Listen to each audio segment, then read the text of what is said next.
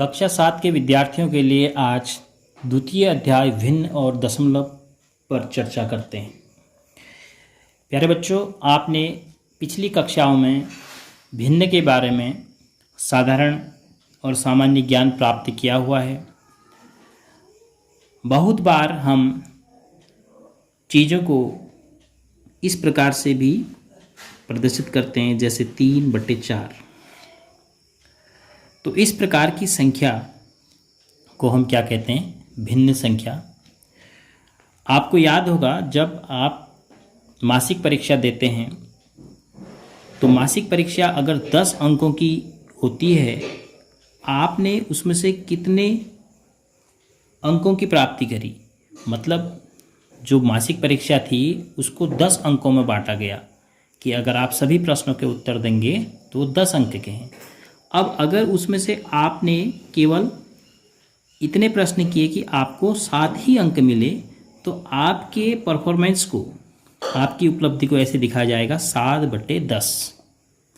तो ये 7/10 क्या है? एक भिन्न संख्या है।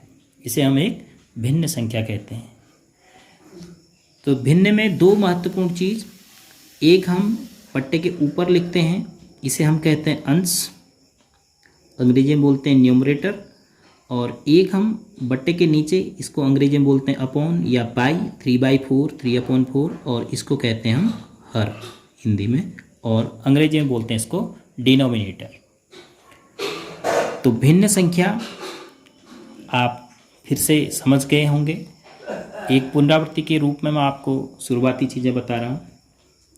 उसके बाद प्रत्येक भिन्न संख्या के लिए 2 रूप आपको देखने को मिलेंगे। एक अंश बड़ा है हर से, एक अंश छोटा है हर से। मतलब एक मैंने लिखा 3/7, इसमें अंश छोटा है और हर बड़ा है। इस प्रकार के भिन्न को हम कहते हैं उचित भिन्न। इसको हम कहते हैं उचित भिन्न। भिन्नात्मक संख्याओं को आप 2 रूप में पाएंगे, एक बार अंश बड़ा है और एक बार हर बड़ा है। अब जैसे माना मैं लिख दूं 5/2, अब यहाँ पर क्या हो गया? आपका अंश बड़ा हो गया और हर छोटा हो गया। इसको हम कहते हैं विषम भिन्न। तो भिन्न में अंश और हर के मान के आधार पर हम भिन्नों के 2 नाम जानते हैं। एक को हम कहते हैं उचित भिन्न और दूसरे को कहते हैं विषम भिन्न। और फिर विषम भिन्न को हम मिश्रित भिन्न के रूप में, अर्थात इसको संपूर्ण के रूप में अलग से प्रदर्शित करते हैं। जैसे 5/2 लिखा है तो 5 का आधा हमें करना है, तो हम 4 का आधा कर लेंगे तो 2, 4, और फिर हमारे पास 1 बचेगा तो हम इसको लिखेंगे 2 सही 1/2। और अब करते कैसे हैं इसको? हम 5 में 2 का भाग देंगे तो 2 बार गया, 2 दूना, जितनी बार भाग गया आपने उसको अलग कर लिया, पूर्ण हो गया वो। बाकी जो बचा 1/2, यानी 5 में 2 तो पूर्ण है। अगर हम 5 के 2 के भाग करें तब 1, 2, 3, 4, 5, इसको ऐसे समझेंगे। हम 2 के भाग करें तो एक तो मुझे ये मिल गया, दूसरा भाग ये मिल गया, तो अब केवल 1 बचा। तो 5 में 2 तो पूरे हैं, ये लिख दिए 2 सही, और एक फिर अलग है। तो 2 तो पूरे भाग हैं और फिर एक अलग है, तो 1/2 उसको अलग लिखा। तो 5/2 का मतलब हुआ 2 पूरे भाग और फिर भिन्नात्मक रूप में आपको 1/2। तो इस प्रकार विषम भिन्न को हम एक पूर्ण संख्या के रूप में और एक उचित भिन्न के रूप में जब अलग अलग दर्शाते हैं तो इसको हम कहते हैं मिश्रित भिन्न, क्योंकि इसमें एक पूर्ण संख्या है अलग से और एक उचित भिन्न है 1/2। तो इस प्रकार के भिन्न को हम कहेंगे मिश्रित भिन्न। तो विषम भिन्न को मिश्रित भिन्न में बदला जा सकता है, और मिश्रित भिन्न को अगर मैं इसका विषम बनाना चाहूँ तो इसको क्या लिखूँगा? 2, इसको गुणा करूँगा, 2 दूना 4, इसमें 1 जोड़ूंगा 5, तो बराबर 5/2। तो मिश्रित भिन्न को विषम भिन्न में, किसी भी मिश्रित भिन्न को आपको माना 3 सही 1/2 दिया है, अगर आपने इसको बदलना है विषम भिन्न में तो 3 दूनी 6, 6 में 1 जोड़ के 7/2। अगर आपको 7/2 को मिश्रित भिन्न बदलना है तो 2 से भाग देंगे, 2 3 6, 3 बार गया, 3 भाग अलग कर लिए, बाकी 1/2। इसके बाद जो आपको अगली बात पता होनी है वो है तुल्य भिन्न। अब तुल्य भिन्न क्या होती हैं? अगर आप किसी भिन्न को उसके अंश में भी, जैसे कोई भिन्न है 2/3, अगर आप इसको अंश में भी हर में भी एक ही संख्या से गुणा कर दे, देखो 2 को मैंने 2 से गुणा किया, हर में 3 को भी 2 से गुणा करूँगा, तो जो नई भिन्न मिलेगी 2 दूनी 4 बट्टे 3 दूनी 6, इसको हम 2/3 की तुल्य भिन्न कहेंगे। तो ऐसे हम 2/3 की बहुत सारी तुल्य भिन्न बना सकते हैं। जैसे 2/3 को अगर मैं अब अगली बार 3 से गुणा करूँ अंश में भी और हर में भी, तो 2 तियाँ 6 और 3 तियाँ 9, यह एक और तुल्य भिन्न बन गई। तो किसी भी भिन्न के अगर हमें तुल्य भिन्न लिखनी है तो उसके हम अंश को भी हर को भी किसी एक ही संख्या से गुणा करेंगे। जो भी हमारे पास भिन्न आएगी उसको हम तुल्य भिन्न कहेंगे। तो यहाँ पर 2/3 की तुल्य भिन्न है 4/6, 6/9, ऐसे हम 4 से गुणा करेंगे तो 4 दूनी 8 बट्टे, इसको भी 4 से गुणा करेंगे 4 तियाँ 12 है, फिर 5 से करेंगे तो 5 दूनी 10, 5 तियाँ 15। तो ऐसे आपको ये भिन्न मिलती जाएंगी, इनको हम तुल्य भिन्न कहेंगे। अब कभी कभी हमें कौन सी भिन्न संख्या छोटी है, कौन सी भिन्न संख्या बड़ी है, यह पता करना होता है। वो हम कैसे करेंगे, अर्थात भिन्नों की तुलना, कौन छोटी भिन्न है और कौन बड़ी भिन्न है, तो वो हम कैसे करें। पहले आप 2 भिन्नों के उदाहरण से समझिए। माना एक भिन्न मैंने लिखी है 2/3 और एक लिखी है 5/3। इन दोनों भिन्नों के हर समान है, इसके भी हर में 3 है और इसके भी हर में 3 है। जब इस प्रकार की स्थिति होती है तो आप अंश को देखकर बता देंगे कि कौन सी भिन्न बड़ी है। यहाँ पर जिसका अंश बड़ा होगा वह भिन्न बड़ी होगी यदि हर समान है।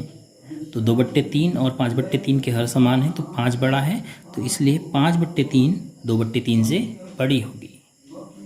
लेकिन अगर इसी को हमें उल्टा करके 3/2 और 3/5 दे दिया, अब हम क्या पता कर सकते हैं? हाँ, हम अब भी पता कर सकते हैं, क्योंकि दोनों भिन्नों में अंश क्या है? समान है।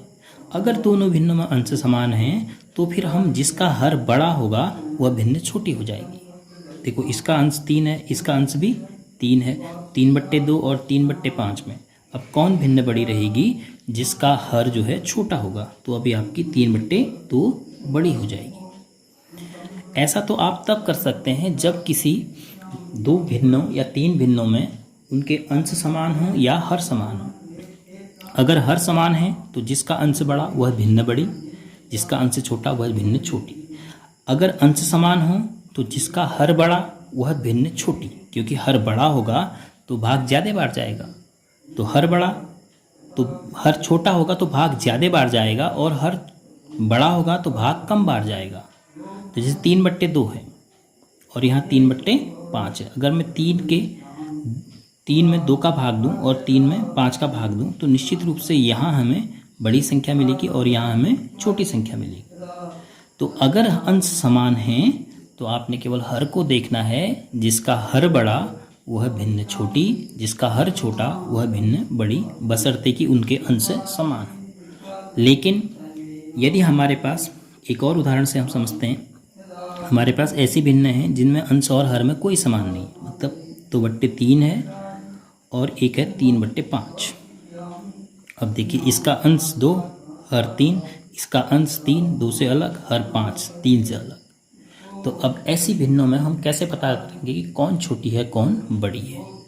तो जब भी हमारे पास इस प्रकार के प्रश्न होते हैं हम दोनों भिन्नों में पहले हर समान कर लेते हैं। 3 और 5 कहाँ पर जाके समान होंगे ये हमें ढूंढना है। तो हम बड़ी संख्या पे ध्यान दें। बड़ा हर 5 है तो 5 को हम आगे बढ़ाएंगे, 5 दूनी 10। 10 में 3 का भाग जाता है कि नहीं, यह ध्यान देंगे, नहीं जा रहा है तो फिर आगे बढ़ाएंगे 5 को पहाड़े में। 5 तियाँ 15 है, 15 में 3 का भाग जा रहा है कि नहीं, जा रहा है। तो हम इन दोनों भिन्नों को 15 हर वाला बना देंगे, इसको भी और इसको भी। अब 3 से इसमें भाग देंगे तो 3 पंचे 5 बार गया, और जितनी बार भाग गया ये 5 बार भाग गया 3 से। इस 5 से अंश को गुणा करेंगे तो 5 दूनी 10। ऐसे ही हम इसमें 5 से इसमें भाग देंगे तो 5 तियाँ 3 बार गया, इस 3 से 3 को गुणा किया तो 3 तिया 9, तो 2/3 का मान आया 10/15 और 3/5 का मान आया 9/15। अब इन दोनों में देखो हर समान है, तो कौन बड़ा? 10/15, और 10/15 किसका मान था? इसका मान था। अब चूंकि ये बड़ा है इसीलिए इसका मतलब 2/3 क्या है? बड़ी है 3/5 से। अब अगर आपको 1, 2, 3, 4, 5 ऐसे ही बहुत सारे भिन्न भी हैं और उनको आपने किसी क्रम में लगाना है, बढ़ते हुए या घटते हुए। जैसे 1/2 है, 2/3 है, 5/4। माना हमारे पास 3 भिन्न है, हमसे कहा कि इनको अवरोही क्रम में लगाओ। तो अवरोही क्रम में लगाने के लिए भी हमें सबसे पहले बड़ी भिन्न पता होनी चाहिए। अवरोही का मतलब नीचे उतरना, फिर उसके बाद छोटी भिन्न पता होनी चाहिए, फिर छोटी भिन्न पता।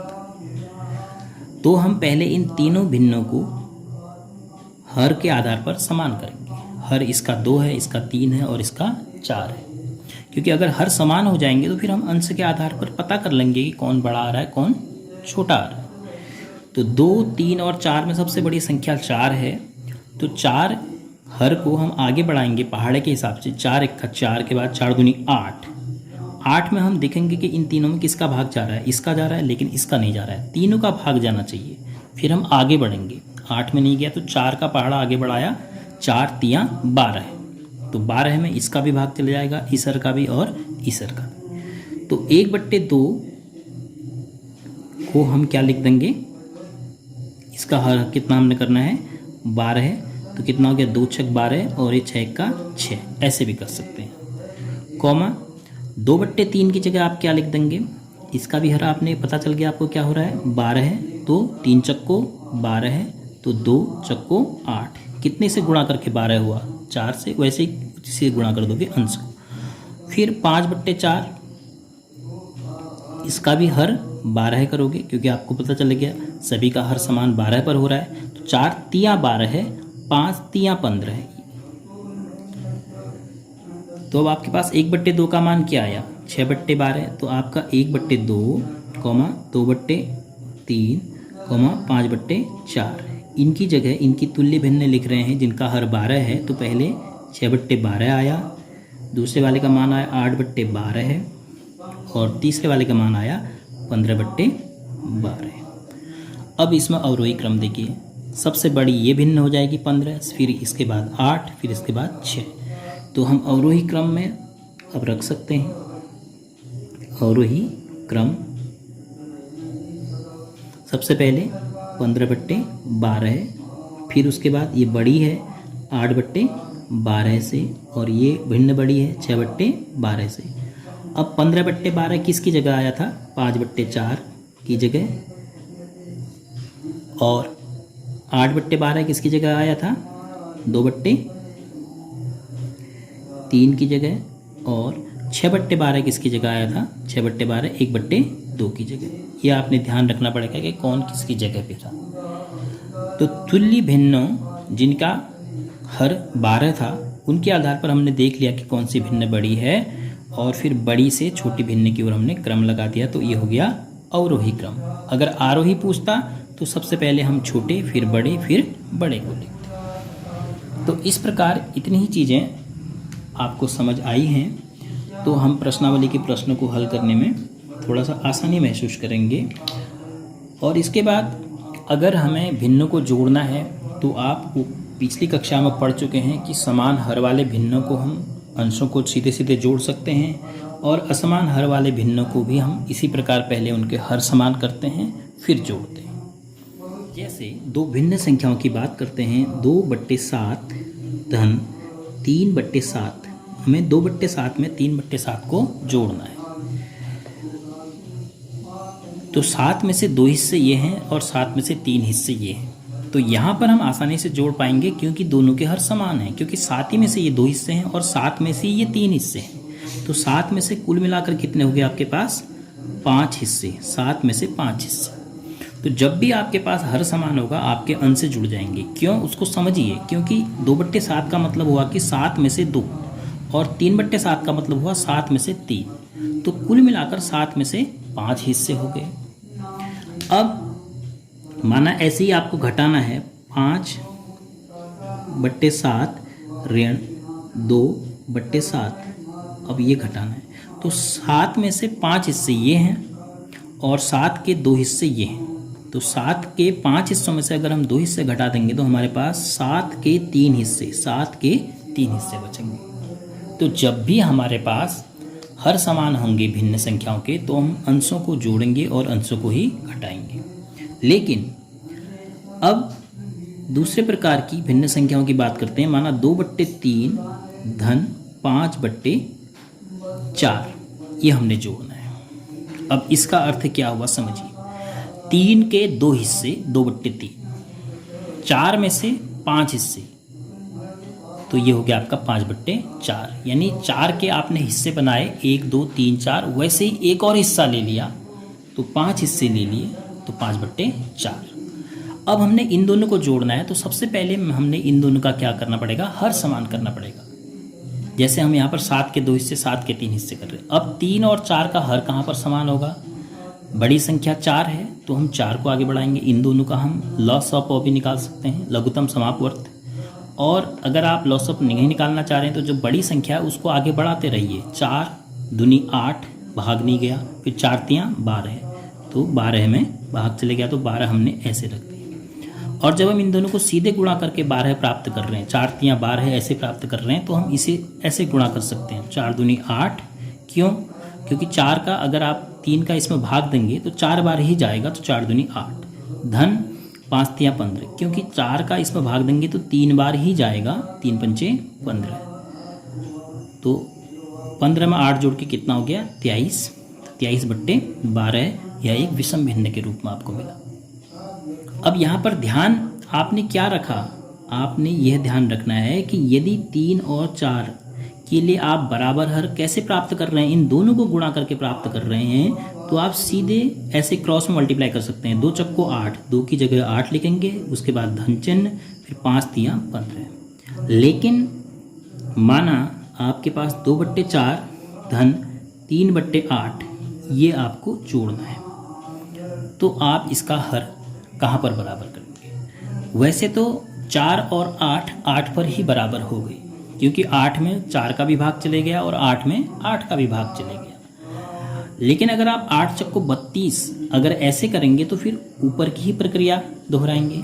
अगर आप इन दोनों में इस नियम का पालन करेंगे कि पहले आप दोनों का हर समान कर रहे हैं और हर सबसे पहले कहाँ पर समान हो जा रहा है, 8 पर समान हो जा रहा है, तो आप 8 लिख रहे हैं, तो फिर आप ऐसे इसमें आगे बढ़ेंगे। 4 से इसमें भाग देंगे, 4 दूनी हर से भाग देंगे, जितनी बार भाग जाएगा उससे अंश को गुणा करेंगे। 4 दूनी 2 बार भाग गया, 2 से 2 को गुणा किया, 2 दूना 4। धन फिर 8 से इसमें भाग दिया, 8 एक्का 1 बार भाग गया, 1 तियाँ 3, फिर इनको जोड़ देंगे, 4 तियाँ 7/8।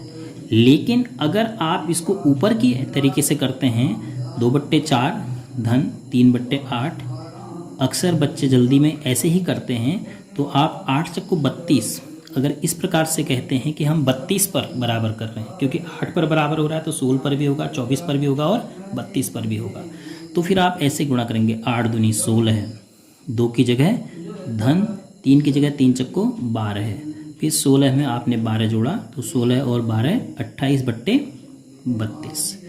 अब इसमें किसका भाग जा रहा है, काट इसको कैंसिल कर सकते हैं। इसमें एक संख्या बताइए जिसका भाग जा रहा है, 2 का जा रहा है, 2 का नीचे भी जा रहा है, कोई दूसरी संख्या 4 का इसमें भी जा रहा है, 4 का इसमें भी जा रहा है। तो अगर आपको बड़ी संख्या पता चल जाती है तो बड़ी से काटिए, 4 से भाग दीजिए, 4 सत्ते 28, 4 से भाग दीजिए, 4 अट्ठे 32। काटने के दौरान आप जब भी संख्या लिखते हैं, देखो मैंने 4 से 28 को काटा तो 7 28 से छोटा और 28 के ऊपर लिखा जाएगा, और 32 को 4 से भाग दिया तो 8 32 से छोटा और 32 के नीचे लिखा जाएगा। अगर आप 2 के आगे लिख देंगे तो फिर 728 जैसा हो जाएगा, इसलिए इस बात का भी ध्यान रखा जाए। तो लास्ट में यह उत्तर फिर से वही आएगा, 7/8। तो आप इस तरीके से करें या फिर इस तरीके से करें, बात एक ही है, और इसको बाद में आपने सरलीकरण के द्वारा फिर वही भिन्न प्राप्त करनी होगी। तो कैसे हम भिन्न संख्याओं को जोड़ेंगे? यदि हर समान है तो हम अंश को जोड़ सकते हैं, यदि हर समान है हम अंशों को घटा सकते हैं। लेकिन हमारे पास अगर हर समान नहीं है तो पहले हम हर समान करेंगे, उसके बाद हम जोड़ना या घटाना जो भी है वह काम फिर करेंगे।